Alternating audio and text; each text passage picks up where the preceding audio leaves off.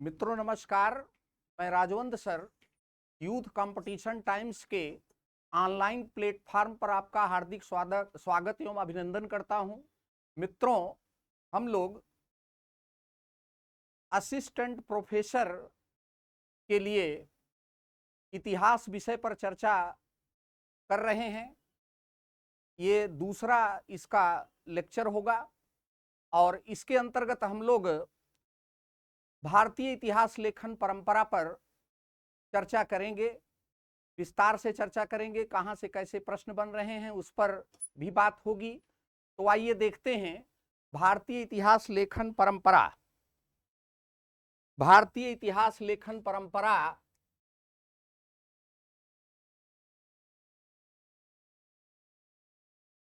इसके अंतर्गत प्राचीन भारतीय इतिहास लेखन परंपरा और आधुनिक भारतीय इतिहास लेखन परंपरा दो पार्ट में बांट करके इसको देखा जाता है, पढ़ा जाता है, समझा जाता है। यहां देखें, प्राचीन भारतीय इतिहास लेखन परंपरा, प्राचीन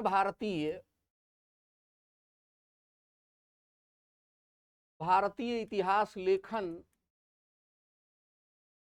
परंपरा और इधर आधुनिक भारतीय इतिहास लेखन परंपरा। प्राचीन भारतीय इतिहास लेखन परंपरा में वैदिक काल से हम चलते हैं, वैदिक साहित्य से हमको इतिहास लेखन परंपरा देखने को मिलती है। लेकिन इसको पढ़ने से पहले यह बात जान लें कि इसका अध्ययन अध्यापन क्यों शुरू हुआ, इतिहास लेखन परंपरा का मूल क्या है।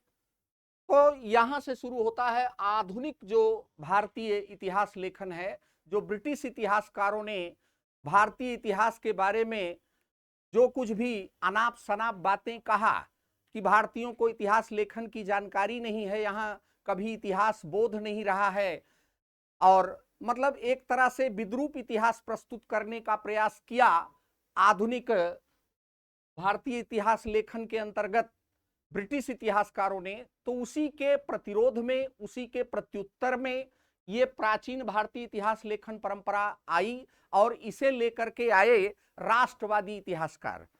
तो यहां पर देखिए, जो परंपरा की शुरुआत होती है, राष्ट्रवादी इतिहासकारों ने कहा कि हमारे यहाँ भारतीय जो मनीषी थे, जो ऋषि थे, वो वैदिक काल से इतिहास बोध से अवगत थे। तो यहां पर सबसे पहले वैदिक इतिहास लेखन परंपरा आती है, वैदिक इतिहास लेखन परंपरा। और इसके बाद इतिहास पुराण परंपरा आती है, इतिहास पुराण परंपरा आती है, इतिहास पुराण परंपरा आती है। और फिर तीसरे नंबर पर सूत मागध परंपरा आती है, सूत मागध परंपरा। ये सब क्रमशः है। सबसे पहले वैदिक इतिहास लेखन परंपरा वैदिक ऋषियों के द्वारा, जो अप्रत्यक्ष रूप से और कभी कभी प्रत्यक्ष रूप से वैदिक साहित्य में प्राप्त होता है, उसे हम देखेंगे। और फिर इतिहास पुराण परंपरा पर चलेंगे, फिर सूत मागध परंपरा है, फिर महाकाव्य परंपरा, महाकाव्य रामायण और महाभारत के अंतर्गत महाकाव्य परंपरा। महाकाव्य परंपरा के पश्चात हम चलते हैं जैन परंपरा, जैन परंपरा। और इसके बाद बौद्ध परंपरा पर पहुंचते हैं। जैन परंपरा के बाद बौद्ध परंपरा, और फिर इसके पश्चात हम पहुंचते हैं कल्हड़कृत राजतरंगिणी की परंपरा, राजतरंगिणी की परंपरा। कल्हड़कृत राजतरंगिणी कहें या राजतरंगिणी की परंपरा, जो कि विशुद्ध भारतीय इतिहास लेखन का पहला प्रयास माना जाता है। कल्हड़कृत राजतरंगिणी संस्कृत काव्य भाषा में है, तो राजतरंगिणी की परंपरा। मुख्यतः यही परंपराएं हैं जो इतिहास लेखन की मिलती हैं। और आधुनिक इतिहास लेखन परंपरा में आधुनिक इतिहास लेखन परंपरा में हम आते हैं यहां पर, तो सबसे पहले ब्रिटिश इतिहास लेखन है, ब्रिटिश या साम्राज्यवादी परंपरा, और फिर दूसरे नंबर पर आती है राष्ट्रवादी, यानी ब्रिटिश इतिहास लेखन के प्रतिरोध में राष्ट्रवादी इतिहास लेखन की परंपरा आती है, राष्ट्रवादी इतिहास लेखन। और फिर तीसरे क्रम में मार्क्सवादी इतिहास लेखन परंपरा आती है, मार्क्सवादी इतिहास लेखन परंपरा। और चौथे नंबर पर उपाश्रयी इतिहास लेखन परंपरा आती है, उपाश्रयी इतिहास लेखन परंपरा। और इसी को सबअल्टर्न हिस्ट्री भी कहते हैं, सबअल्टर्न हिस्ट्री कहते हैं। और ये दोनों परंपराओं को हम क्रमशः यहां पर पढ़ेंगे, देखेंगे कि प्रश्न कहां छिपे हैं, किस परंपरा से क्या प्रश्न पूछा जाता है। एक तरह से आप ये समझ लें कि इतिहास जानने के स्रोतों का भी अध्ययन यहीं पर साथ साथ हो जाता है, बहुत कुछ लगभग यहां पर स्रोतों का भी अध्ययन हो जाता है। पहले क्या था कि जो इतिहास शास्त्र के अध्ययन से पहले ज्यादातर इतिहास के स्रोतों पर लोग विस्तार से चर्चा करते थे, बहुत फैक्चुअल बातें उसमें होती थी, लेकिन यहां पर कुछ कॉन्सेप्ट भी देखने को हमको मिलेगा। आइए चलते हैं वैदिक इतिहास लेखन परंपरा।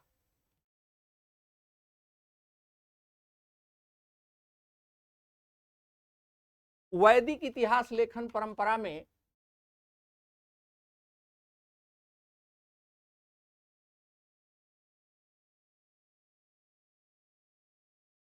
वैदिक इतिहास लेखन परंपरा में वैदिक साहित्य से हम इसको देखते हैं, यहां इसकी झलक मिलती है अप्रत्यक्ष रूप से, प्रत्यक्ष रूप से कभी कभी। तो इसमें सबसे पहले देखें वैदिक इतिहास लेखन परंपरा में गाथा क्या है, नारा संसी क्या है, और आख्यान क्या है। इनमें इतिहास लेखन की झलक मिलती है, इतिहास की झलक मिलती है। इससे पता चलता है कि हमारे वैदिक ऋषि और मनीषी जो थे वे इतिहास बोध से परिचित थे। गाथा में क्या होता है, इसमें स्तुतियां मिलती हैं, गाथा में स्तुतियां मिलती हैं, खास करके जैसे स्तुतियां, जैसे नदी की भी स्तुति मिलती है, देव की भी स्तुति मिलती है, लेकिन यहां विशेष करके राजा की स्तुति, गाथा से तात्पर्य यहां पर होगा राजा की स्तुति, राजा की स्तुति, किसी राजा की स्तुति यहां पर हम देखेंगे जो कि वेदों में मिलती है। इतिहास बोध की इससे झलक मिलती है। और नारा संसी, ये देखिए नारा है और संसी है, तो ये नर से नारा शब्द बना है, और संसी ये प्रशंसा के संदर्भ में है, नरों की प्रशंसा से तात्पर्य यहां पर राजपुरुषों की प्रशंसा, राजपुरुष के महान कार्यों की प्रशंसा यहां पर देखने को मिलती है। राजपुरुष के महान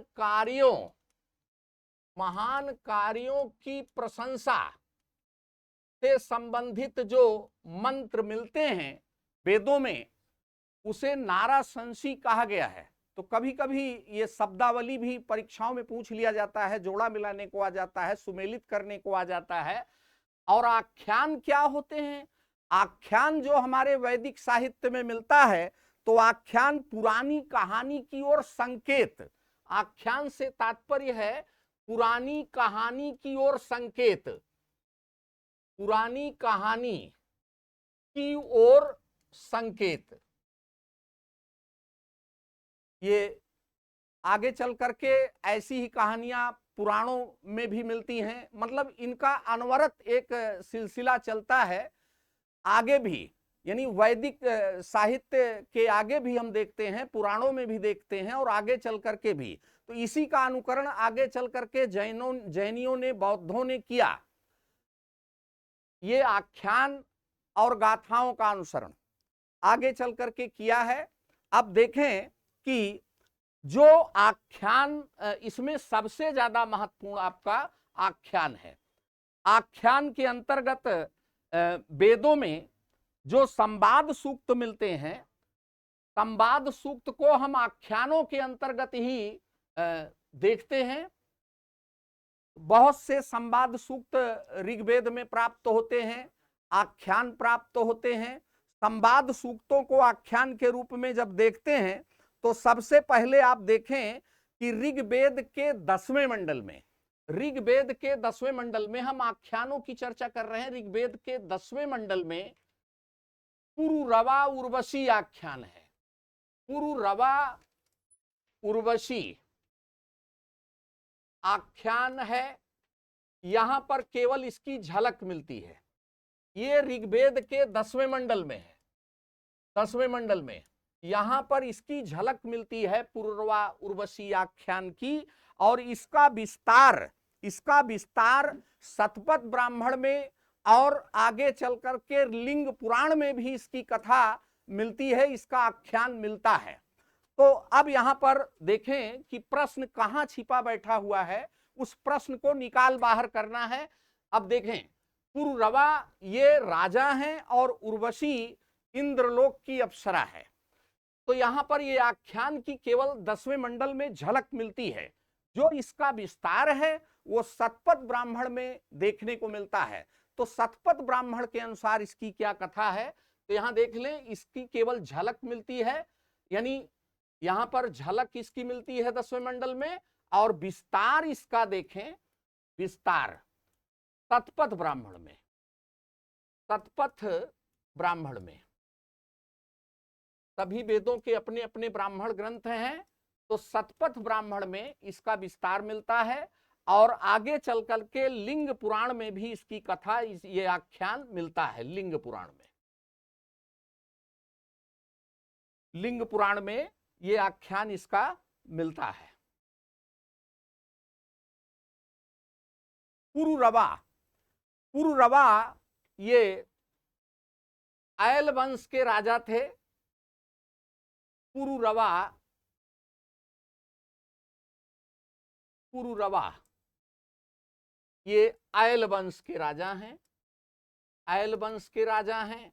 और इनकी राजधानी प्रतिष्ठानपुर, प्रतिष्ठानपुर ब्रैकेट में झूसी प्रयागराज, झूसी प्रयागराज यहां पर थी। और ये पूछा गया है परीक्षाओं में कि ऐल वंश की राजधानी कहां थी, पौराणिक ऐल वंश की राजधानी कहां थी, तो प्रतिष्ठानपुर। अब देखिए, पुरुरवा, पुरुरवा की माता, पुरुरवा की माता का नाम इला है। और इनके पिता बुद्ध थे। इला मनु की पुत्री हैं, इला मनु की पुत्री हैं।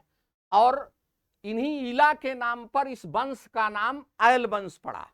वस्तुतः ये चंद्रवंशी थे, चंद्रवंशी क्षत्रिय थे।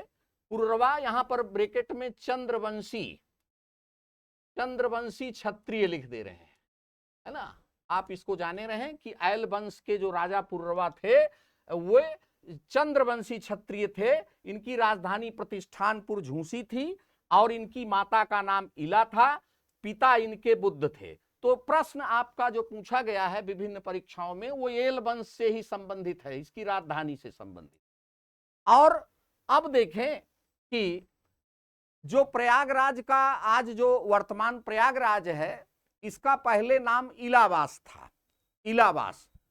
ऐसा माने इस कथा से, इस आख्यान से ऐसा पता चलता है कि भाई जब पुरुरवा राजा हुए तो उनकी मां ने संन्यास ले लिया और गंगा के पश्चिमी तट पर वास किया, जो इलावास कहलाया। तो ये कथा यानी आख्यान ये मिलता है।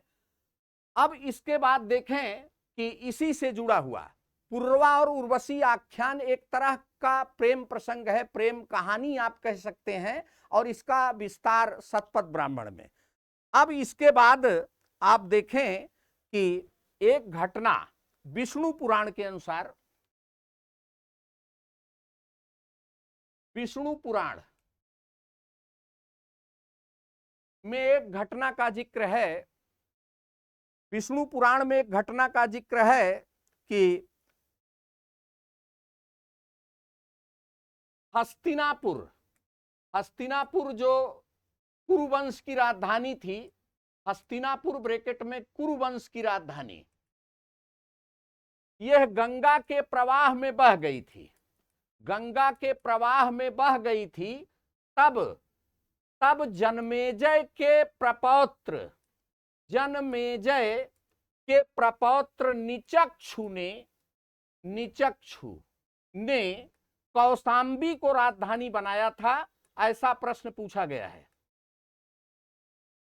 कौशाम्बी को राजधानी किसने बनाया है? तो निचक्षु ने बनाया। और कब ऐसा हुआ? जब हस्तिनापुर गंगा के प्रवाह में बह गया, तब निचक्षु ने, जो जनमेजय के प्रपौत्र थे, उन्होंने कौशाम्बी को राजधानी बनाया था। और एक बात और है कि जब बाढ़ आई गंगा में, तो हस्तिनापुर ही नहीं बहा, बल्कि प्रतिष्ठानपुर भी बह गया था, और चंद्रवंशियों की यानी एल वंश की राजधानी प्रतिष्ठान से बदलकर इलावास हो गई थी। तो बाढ़ से दोनों प्रभावित हुए, हस्तिनापुर भी प्रभावित हुआ और प्रतिष्ठानपुर भी। तो ये पौराणिक कथाओं से, पौराणिक आख्यानों से इस बात की जानकारी प्राप्त होती है, और ये हमारे एग्जाम के लिए काफी महत्वपूर्ण है। ये राजधानी परिवर्तन भी पूछा गया है और ये वंश भी पूछा गया है। तो अब हम आगे चलते हैं। वैसे तो प्रयागराज का आसपास का क्षेत्र जो है, ये दो प्रेम प्रसंगों के कारण बड़ा प्रसिद्ध रहा है। एक तो पूर्वा उर्वशी का प्रेम प्रसंग यहाँ पर, और कौशाम्बी में उदयन और वासव दत्ता का प्रेम प्रसंग। तो दो प्रेम प्रसंग यहाँ पर के इर्द गिर्द यहाँ पर देखने को पौराणिक कथाओं में, पौराणिक आख्यानों में मिलता है। तो आइए चलते हैं, आख्यान और क्या हैं।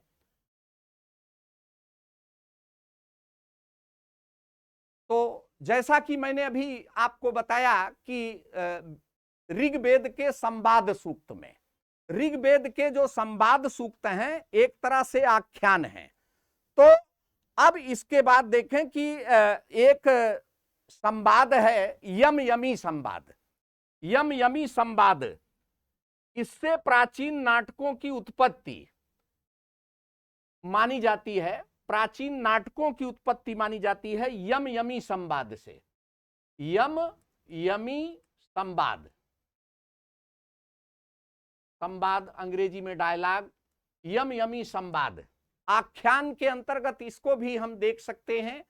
यम मृत्यु के देवता हैं, सूर्यपुत्र हैं, यमी इनकी बहन है। यमी यम से संवाद करती हैं और कहती हैं कि मुझसे शादी कर लो, विवाह कर लो। तो यम कहते हैं कि नहीं, ये अनैतिक होगा और सगे भाई बहनों में विवाह नहीं होता। यम यमी संवाद के अंतर्गत ये आता है। अब इससे क्या है, प्राचीन नाटकों की उत्पत्ति यहीं से मानी जाती है, ऋग्वेद के संवाद सूक्त से, विशेष करके यम यमी संवाद से। वैसे नैतिक, यहाँ पर जो नैतिक व्यवहार, नैतिक व्यवस्था की भी झलक यहाँ पर देखने को मिल रही है। तो आप जो सबसे महत्वपूर्ण बात है, प्राचीन नाटकों की उत्पत्ति, प्राचीन नाटकों की उत्पत्ति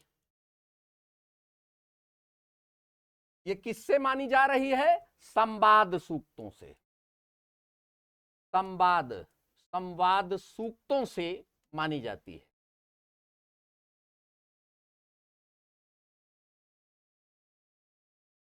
संवाद सूक्तों से मानी जाती है। ऋग्वेद के संवाद सूक्तों से प्राचीन नाटकों की उत्पत्ति मानी जाती है। अब संवाद सूक्तों के बाद हम देखें एक नासदीय सूक्त है और एक पुरुष सूक्त है, दोनों की चर्चा यहां पर कर लेते हैं, बड़े महत्वपूर्ण हैं। तो अब देखें यम यमी संवाद के बाद हम देखते हैं जो ऋग्वेद में है, यम यमी संवाद के बाद यहां पर नासदीय सूक्त आता है। नासदीय सूक्त के अंतर्गत इसमें दर्शन की उत्पत्ति देखी जा सकती है। दर्शन की उत्पत्ति इसी सूक्त से मानी जाती है। दर्शन की उत्पत्ति यानी दार्शनिक विचारधारा जो है वो वैदिक जो सूक्त हैं, वैदिक जो मंत्र हैं, उनमें इनकी झलक मिलती है और विशेष करके नासदीय सूक्त से इसकी उत्पत्ति मानी गई है, नासदीय सूक्त की। और इसके बाद आप देखें एक है सोम सूर्या सूक्त, एक है सोम सूर्या सूक्त।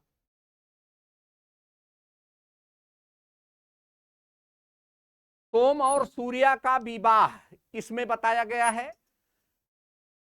मंत्रों के माध्यम से। इस सूक्त के अंतर्गत सोम सूर्या के विवाह की चर्चा की गई है, यानी प्राचीन विवाह पद्धति की जानकारी इससे मिलती है। तो इसे विवाह सूक्त भी कहा जाता है। सोम सूर्या सूक्त को विवाह सूक्त, इसे विवाह सूक्त भी कहा जाता है। तो प्राचीन विवाह पद्धति की जानकारी, प्राचीन विवाह पद्धति की जानकारी इससे मिलती है, विवाह पद्धति की जानकारी। तो ऋग्वेद के इसी सूक्त से प्राचीन विवाह पद्धति की जानकारी मिलती है। और अब हम आगे चलते हैं, एक बहुत प्रसिद्ध सूक्त है पुरुष सूक्त। पुरुष सूक्त के अंतर्गत देखें, पुरुष सूक्त के अंतर्गत इसमें एक विराट पुरुष के विभिन्न अंगों से चारों वर्णों की उत्पत्ति की कल्पना की गई है। मुख से ब्राह्मण, भुजाओं से क्षत्रिय, उदर से वैश्य और पैर से शूद्र जन्मे, ऐसी चर्चा मिलती है। यानी वर्ण व्यवस्था, प्राचीन वर्ण व्यवस्था, चातुर्वर्ण व्यवस्था के बारे में यहां पर जानकारी मिलती है, झलक उसकी मिलती है। पुरुष सूक्त के अंतर्गत एक विराट पुरुष के विभिन्न अंगों से चारों वर्णों की उत्पत्ति की कल्पना की गई है।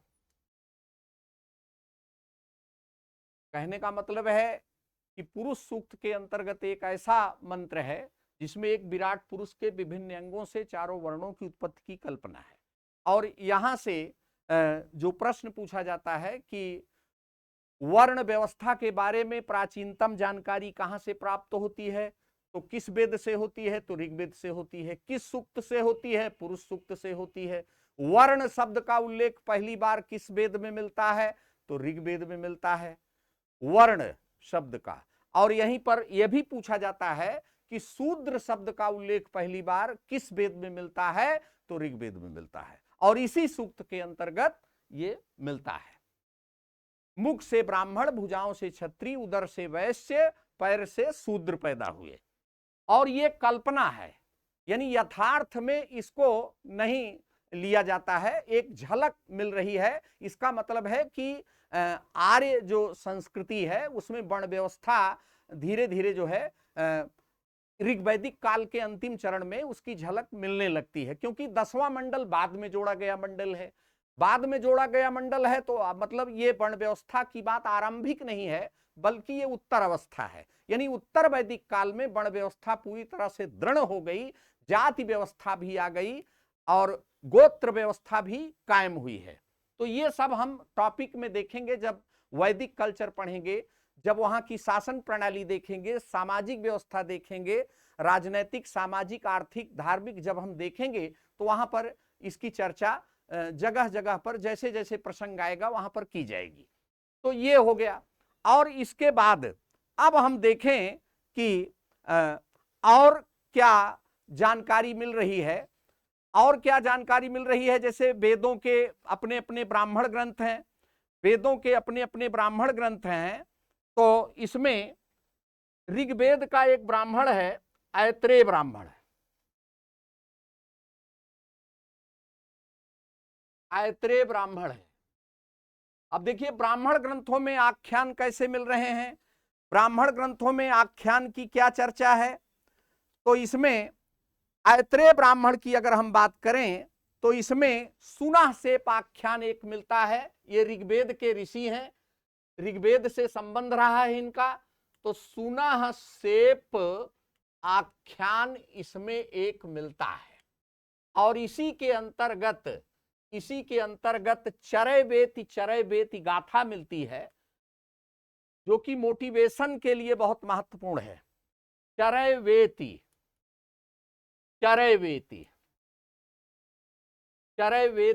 गाथा मिलती है। इसी आख्यान के अंतर्गत ये गाथा मिलती है। चलते रहिए, जो चलता रहता है उसका सौभाग्य चलता रहता है। ऐसी चर्चा इसमें, एक मोटिवेशन आप समझ लें। और ये इंद्र के द्वारा कहा गया, ये चरैवेति का जो गाथा है इंद्र के द्वारा। तो ये एक तरह से आप ये समझ लें कि जो आख्यान है, जो गाथाएं हैं, ये कहीं न कहीं हमको मोटिवेट करती हैं, मोटिवेशन इनसे मिलता है। अब देखिए इसी के अंतर्गत, ऐत्रेय ब्राह्मण के अंतर्गत जो ये सुनासेप आख्यान है, एक ऋषि है। सुनासेप कौन है? तो ऋग्वेद का एक ऋषि, ऋग्वेद के एक ऋषि हैं। इनके मंत्र मिलते हैं, मरुत सूक्त इनके द्वारा उद्धृत मिलता है ऋग्वेद में, मरुत सूक्त। और इसी से पता चलता है सुनासेप आख्यान से ही पुरुषमेध यज्ञ के बारे में। पुरुषमेध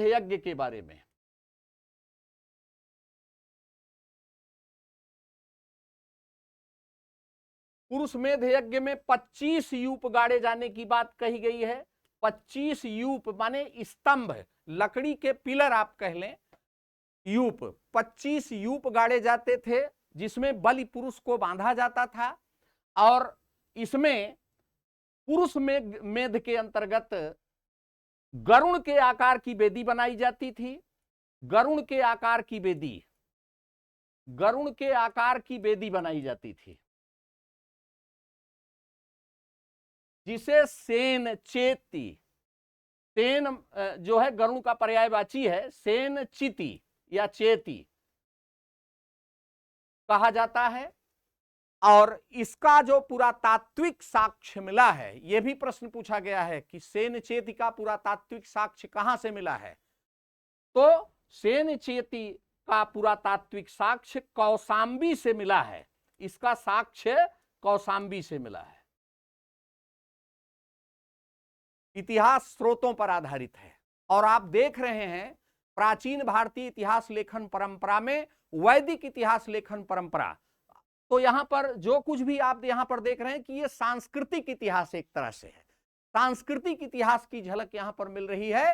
राजनैतिक इतिहास से इसका बहुत ही कम जो है राजनैतिक इतिहास इसमें मिलता है।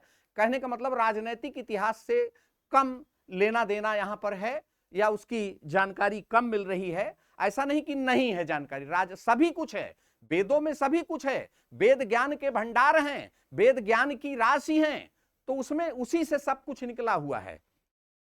तो ये काफी महत्वपूर्ण है। यह भी पूछा गया है कि पुरुष मेध यज्ञ में कितने यूप गाड़े जाते थे, लकड़ी के स्तंभ कितने गाड़े जाते थे, और इसमें किस आकार की वेदी बनाई जाती थी। तो उसमें विकल्प रहेगा। तो सेन चिति क्या है? तो ये पुरुष मेध यज्ञ की वेदी है, पुरुष मेध यज्ञ की वेदी है। सेन गरुण स्वर्ग का पक्षी है, गरुण जो है स्वर्ग का पक्षी है। तो इस यज्ञ को करने वाला वो स्वर्ग को प्राप्त करता है, इसके पीछे यही उद्देश्य है।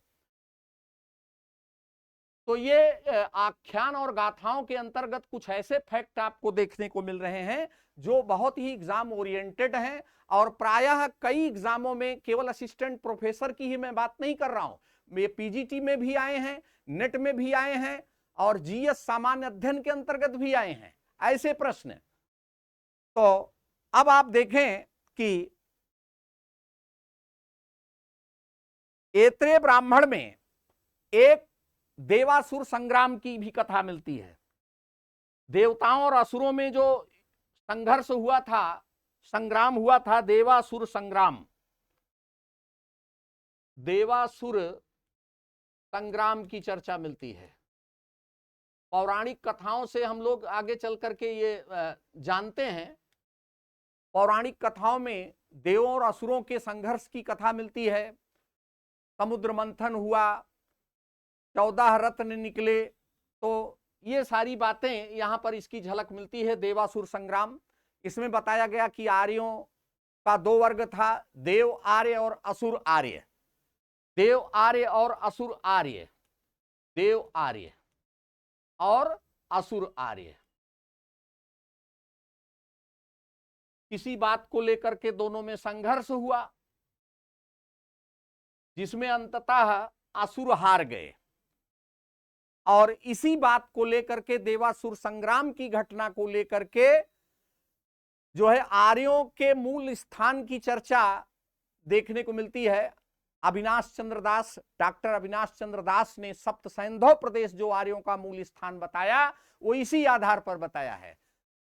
ऐत्रेय ब्राह्मण के देवासुर संग्राम के साक्ष्य को उन्होंने रखा और इस के आधार पर उन्होंने ये सिद्ध करने का प्रयास किया कि आर्य कहीं बाहर से नहीं आए थे, आर्यों का कोई आक्रमण नहीं हुआ था, आर्य मूलतः यहीं के सप्त सैंधव प्रदेश के निवासी थे। तो कहने का मतलब यह है कि जो गाथाएं हैं, जो नाराशंसी हैं या जो आख्यान हैं, इनसे बहुत सारे फैक्ट निकल रहे हैं जो हमारे एग्जाम ओरिएंटेड हैं। अब देखें, इसके आगे जब हम चलते हैं तो सतपथ ब्राह्मण, सतपथ ब्राह्मण से कई आख्यान व कथाएं हमें देखने को मिलती हैं।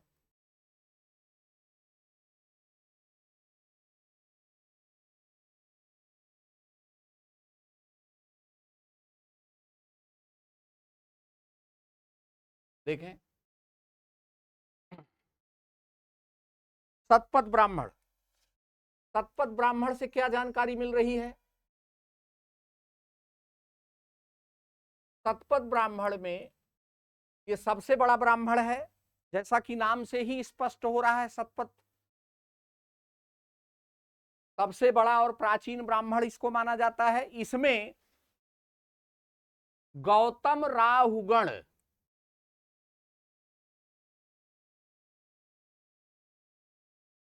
राहुगण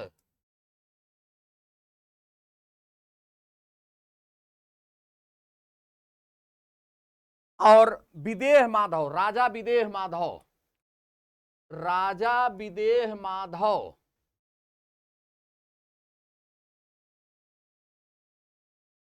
की कथा मिलती है या आख्यान इसमें मिलता है। गौतम राहुगण और राजा विदेह माधव की कथा या आख्यान इसमें मिलता है। ये विदेह माधव, विदेह माधव ये राजा हैं और गौतम राहुगण इनके पुरोहित हैं। गौतम राहुगण इनके पुरोहित हैं। अब इसमें जिस घटना का जिक्र किया गया है वो बहुत ही महत्वपूर्ण है। देखें, ये राजा विदेह माधव ये सरस्वती के तट से चलते हैं।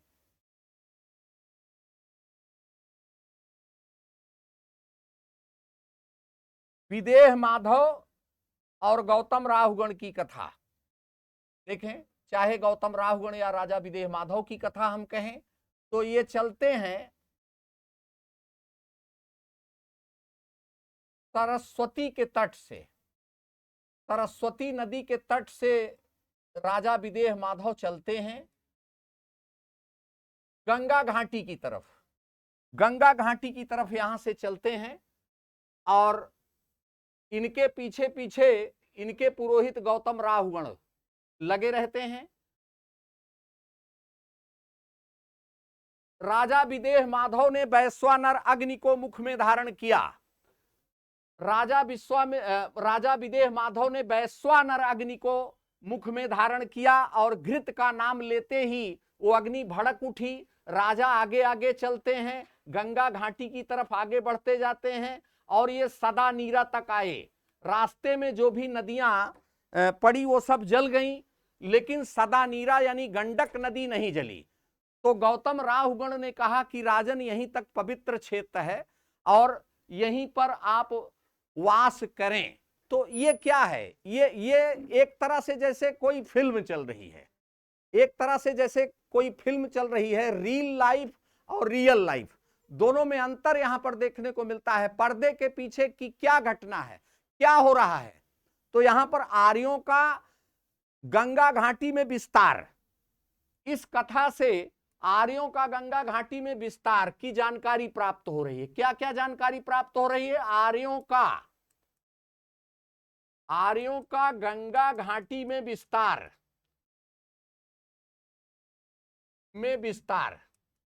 कहां से कहां तक यह विस्तार है? तो यह विस्तार है सरस्वती से सदा नीरा तक, सरस्वती से सदा नीरा तक, सदा नीरा यानी गंडक नदी तक।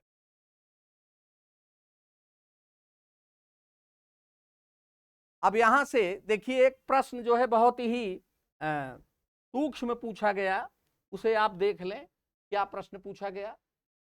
तो आर्यों का भौगोलिक विस्तार, इसके पीछे क्या कारण हो सकता है? तो विद्वानों ने, इतिहासकारों ने यह बताया कि आर्यों को लौह धातु की जानकारी हो गई, जंगल काटे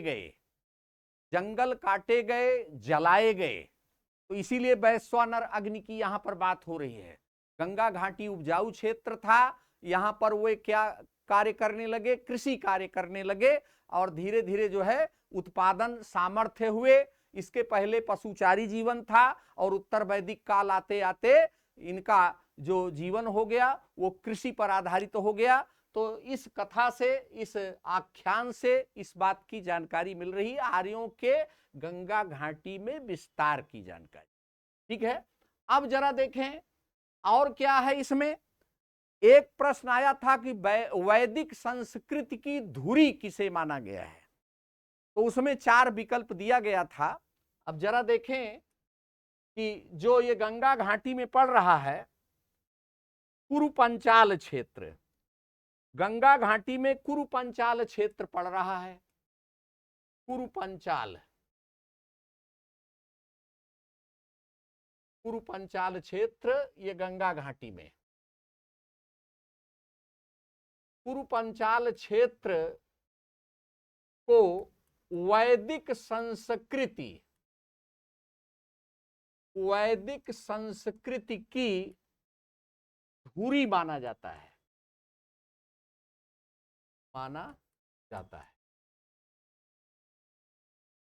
या माना गया। तो कुरु पंचाल क्षेत्र यहां पर आपका यहां पड़ेगा, कुरु पंचाल क्षेत्र। तो ये क्या हो गया?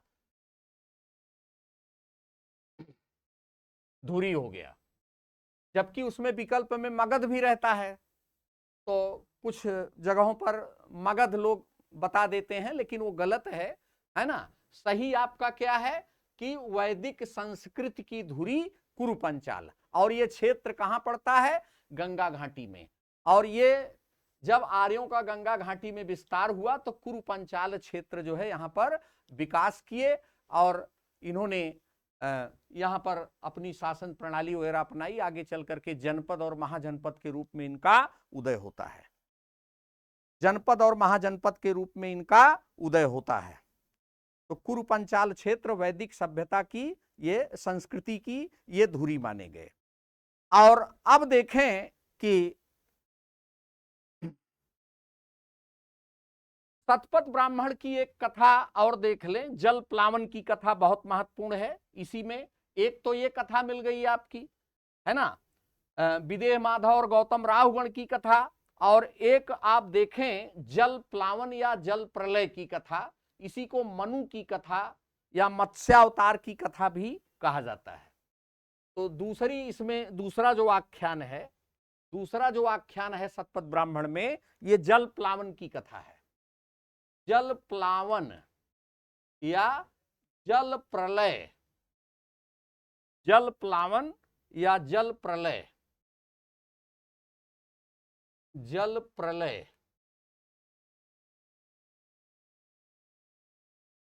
की कथा।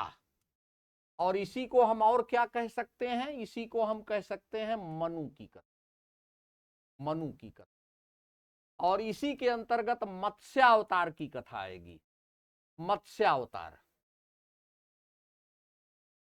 इस बात का आप ध्यान रखें कि जो भारतीय प्राचीन भारतीय इतिहास लेखन परंपरा है उसमें राजनैतिक जो राजनैतिक बातें हैं या राजनैतिक प्रसंग हैं उनको कम महत्व प्राप्त है। सांस्कृतिक जो प्रसंग हैं जिनका संबंध हमारी संस्कृति से, हमारे धर्म से जुड़ा हुआ है, सृष्टि और प्रलय से जुड़ा हुआ है, उसकी चर्चा इसमें देखने को मिल रही है।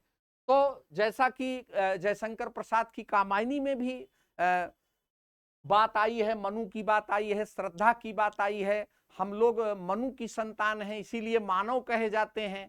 तो और जो हम यहाँ पर विष्णु के अवतारों की बात करते हैं, गुप्त काल में विष्णु के 10 अवतारों को मान्यता प्राप्त हुई, तो उसमें जो पहला अवतार माना जाता है, सबसे प्राचीन अवतार माना जाता है, वो मत्स्य अवतार है।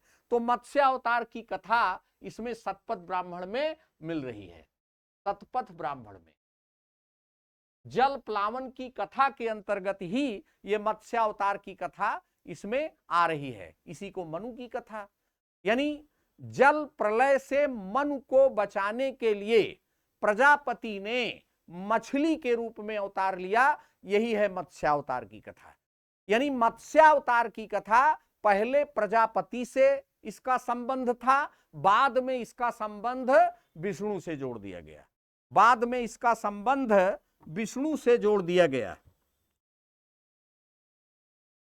तो इस तरह से वैदिक इतिहास लेखन परंपरा में यहां तक हमने बात किया, ऋग्वेद के सूक्तों की बात किया, आख्यानों की बात किया, और फिर ब्राह्मण ग्रंथों में क्या कथा मिल रही है उसकी जो विस्तार से कथा ब्राह्मण ग्रंथों में मिलती है, ये चाहे वो ऐत्रेय ब्राह्मण की बात रही हो या शतपथ ब्राह्मण की, जो महत्वपूर्ण तथ्य हैं जहां से परीक्षा में पूछे जा रहे हैं उस पर चर्चा मैंने किया है। बहुत गंभीरता से अध्ययन करने की जरूरत है।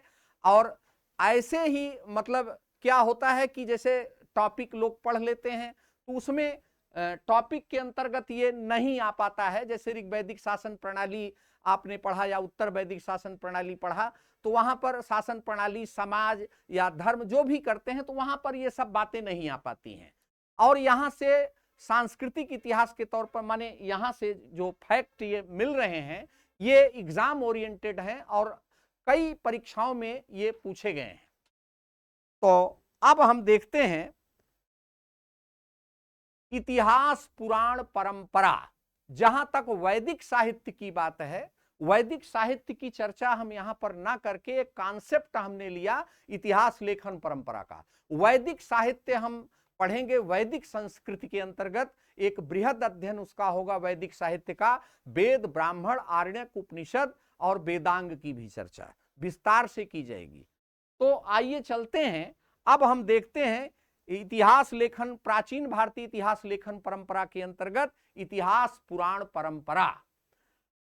जो यहां पर आप आख्यान, गाथाएं, जो कुछ आप देख रहे हैं वेदों में, वैदिक साहित्य में, उसका विस्तार हमें ब्राह्मण ग्रंथों में देखने को मिलता है।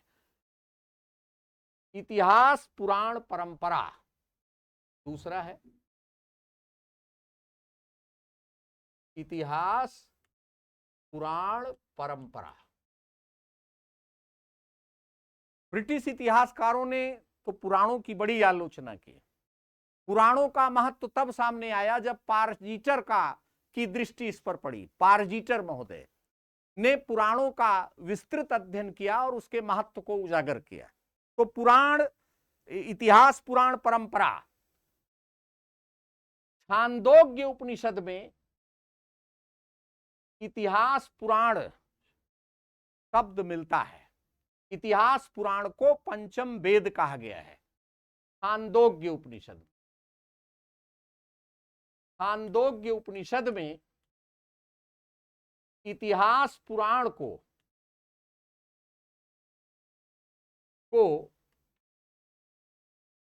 पंचम वेद यानी पांचवा वेद कहा गया है, पंचम वेद कहा गया है।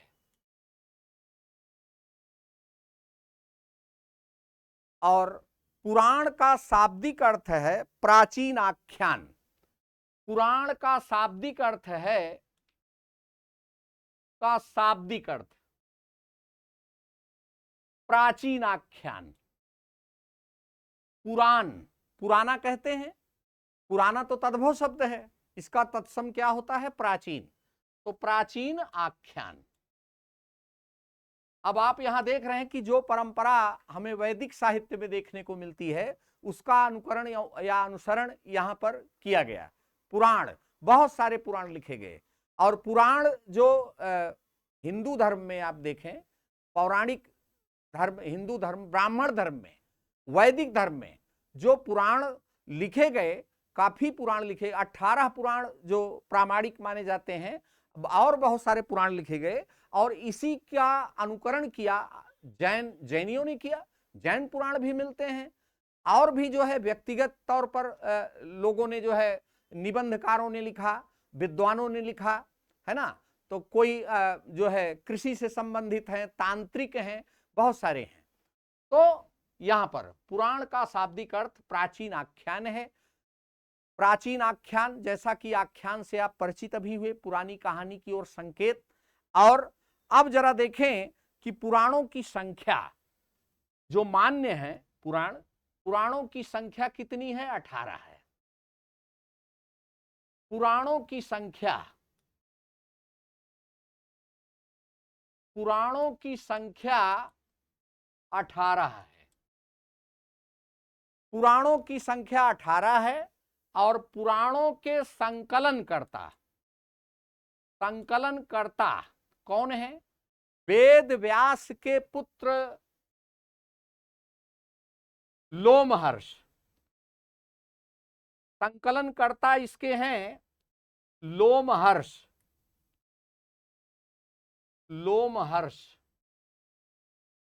और लोमहर्ष के पुत्र सौती, लोमहर्ष एवं इनके पुत्र सौती उग्रश्रवा, सौती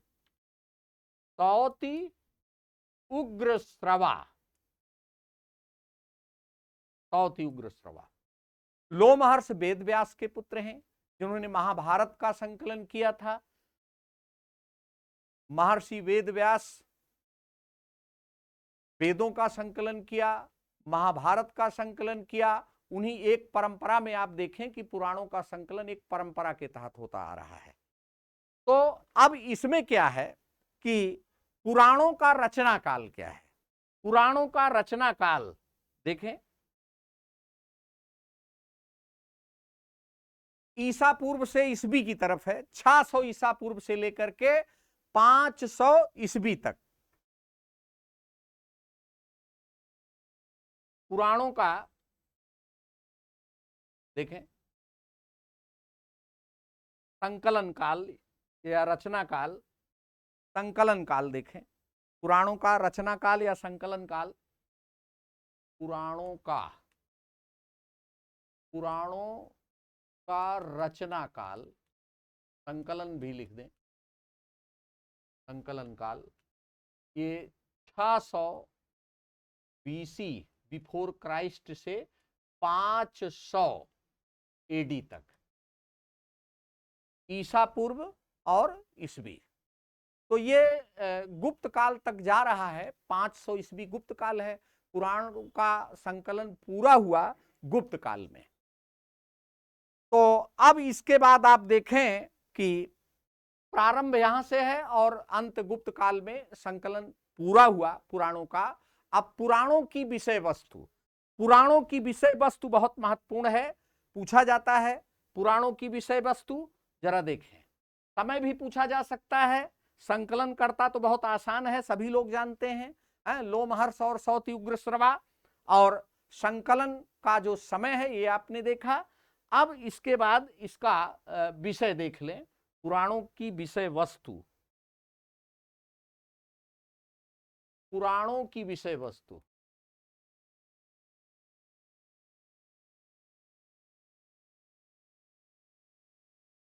पुराणों की विषय वस्तु ये अमरकोश के अनुसार देखे हैं। अमरकोश के अनुसार,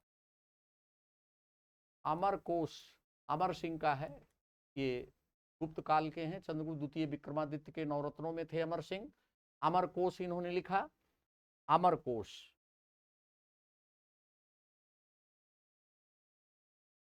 के अनुसार,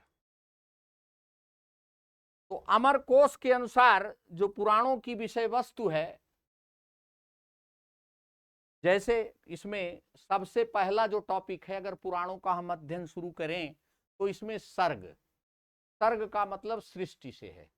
सृष्टि की उत्पत्ति कैसे हुई, इस पर विस्तार से बातें मिलती हैं पहले अध्याय में, पहला जो विषय वस्तु है। और इसके बाद दूसरा है प्रतिसर्ग। प्रति मतलब इसका उल्टा विरोधी हो गया, प्रतिसर्ग यानी प्रलय। ये सृष्टि से इसका संबंध है, सृष्टि का इतिहास, सृष्टि कैसे हुई, सृष्टि की उत्पत्ति कैसे हुई, और ये प्रलय की बात इसमें, सृष्टि और प्रलय। अब देखिए पूरा जो पुराणों का इतिहास है वो सृष्टि और प्रलय के बीच में है। सृष्टि और प्रलय के बीच में ये पुराणों का इतिहास देखने को मिलता है। तो अब इसमें विभिन्न काल विभाजन हैं जिनको मनवंतर कहा गया है। मनवंतर, मनुधन अंतर मनवंतर, ये क्या है? मनवंतर क्या है? ये सृष्टि के विविध कालमान, सृष्टि के विविध कालमान हैं, सृष्टि के विविध कालमान, यानी काल विभाजन से संबंधित है।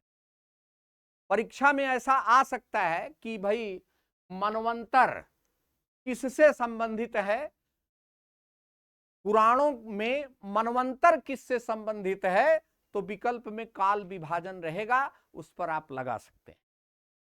तो ये यानी कई मनु हुए, एक मनु और दूसरे मनु के बीच का जो अंतर है वही कालमान है, ये पुराणों के अनुसार है।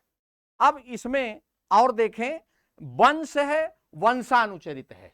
चौथा जो इसका भाग है माने विषय है वंश, और फिर वंशानुचरित है, वंशानुचरित है, वंश वंशानुचरित। इसमें पांचवा जो विषय वस्तु है इसको काफी महत्वपूर्ण माना जाता है, इसे महत्वपूर्ण माना गया है। अब जरा देखें कि सर्वप्रथम पारजीटर ने पुराणों के महत्व को समझा। सर्वप्रथम पारजीटर ने पुराणों के महत्व को समझा, ऐतिहासिक महत्व को समझा। और हेमचंद राय चौधरी ने, देखिए पारजीटर की बात अगर हम करें तो पारजीटर ने सबसे पहले पुराणों के महत्व को समझा, पारजीटर ने पुराणों के ऐतिहासिक महत्व को समझा। और सर्वप्रथम भारतीय राष्ट्रवादी विद्वान हेमचंद राय चौधरी, हेमचंद्र राय चौधरी ने पुराणों के आधार पर राजवंशों की वंशावलियों के आधार पर इतिहास लेखन का सार्थक प्रयास किया है। तो इसमें पुराणों में शिशुनाग वंश से लेकर के गुप्त काल तक का इतिहास इसमें देखने को मिलता है। यानी हेमचंद राय चौधरी ने पुराणों में जो वंश हैं, जो वंशावलियां मिलती हैं, उसके आधार पर प्राचीन भारत के इतिहास को लिखने का प्रयास किया, और ये शिशुनाग वंश से गुप्त काल तक। अब कुछ बड़े महत्वपूर्ण पुराण हैं, जैसे विष्णु पुराण। परीक्षा में पूछा जाता है कि ये किस वंश के बारे में जानकारी मिलती है, किस वंश के बारे में जानकारी मिलती है। जरा देखें, सर्वाधिक महत्वपूर्ण जरा देखें विष्णु पुराण। विष्णु पुराण, विष्णु पुराण से ये मौर्य वंश की जानकारी मिलती है। मौर्य वंश, मौर्य वंश की जानकारी मिलती है, मौर्य वंश के बारे में जानकारी मिलती है। भारतवर्ष का पहली बार साहित्यिक उल्लेख भी इसमें प्राप्त होता है। भारतवर्ष, भारतवर्ष शब्द सबसे पहले इसी में मिलता है, यानी साहित्यिक उल्लेख भारतवर्ष का विष्णु पुराण में पहली बार मिलता है। और इसके बाद मत्स्य पुराण में आंध्र सातवाहन वंश के बारे में जानकारी। मत्स्य पुराण, मत्स्य पुराण में आंध्र सातवाहन वंश के बारे में जानकारी। आंध्र सातवाहन, आंध्र सातवाहन वंश के बारे में जानकारी मिलती है मत्स्य पुराण से। और वायु पुराण से गुप्त वंश के बारे में जानकारी मिलती है, गुप्त वंशावली भी इसमें मिलती है। वायु पुराण, गुप्त वंश के बारे में जानकारी, ये जोड़ा मिलाने को आता है, सुमेलित करने को आता है। गुप्त वंश के बारे में जानकारी मिलती है, गुप्त शासकों की वंशावली इसमें मिलती है। और एक बात है कि वायु पुराण में इतिहास की परिभाषा और क्षेत्र को भी इसमें व्याख्यायित किया गया है, बताया गया है। इतिहास की परिभाषा और क्षेत्र के बारे में इसमें चर्चा मिलती है। ब्रह्मांड पुराण में वाकाटक वंश के बारे में जानकारी मिलती है। ब्रह्मांड पुराण में, ब्रह्मांड पुराण में देखें, ब्रह्मांड पुराण, इसमें वाकाटक वंश के बारे में जानकारी मिलती है। वाकाटक वंश के बारे में जानकारी मिलती है। और इसी के साथ साथ आप ये देखें कि कुछ जो फैक्ट और महत्वपूर्ण है, जैसे सबसे प्राचीन पुराण कौन है, तो मत्स्य पुराण, नोट कर लेंगे आप। सबसे प्राचीन पुराण मत्स्य पुराण है। सबसे प्राचीन पुराण, सबसे प्राचीन पुराण मत्स्य पुराण, सबसे प्राचीन पुराण मत्स्य पुराण है। और सबसे बड़ा पुराण स्कंद पुराण है। सबसे बड़ा पुराण ये स्कंद पुराण है, स्कंद पुराण है। और सबसे प्रसिद्ध जो पुराण है, सबसे प्रसिद्ध पुराण वो भागवत पुराण है। सबसे प्रसिद्ध पुराण भागवत पुराण है। सबसे प्रसिद्ध पुराण ये भागवत पुराण है। और